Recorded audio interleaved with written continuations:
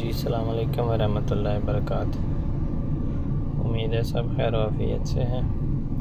अच्छा जी, आज बात करते हैं मस्कत ग्रैंड मॉल के अंदर अल-फिरोज़ जो है ये कहाँ पे है। इसके लिए आप मेन गेट से अंदर चले जाएं, आगे सिक्योरिटी डेस्क आएगा, उसके पीछे एक ग्लास लिफ्ट है, उसके लिफ्ट के अंदर जाएं और एम फ्लोर दबा के एम फ्लोर पे चले जाएं। एम फ्लोर पे जाने के बाद आप लेफ़्ट टर्न लें और वहाँ से फिर पीछे की तरफ चलना शुरू कर दें। ओके,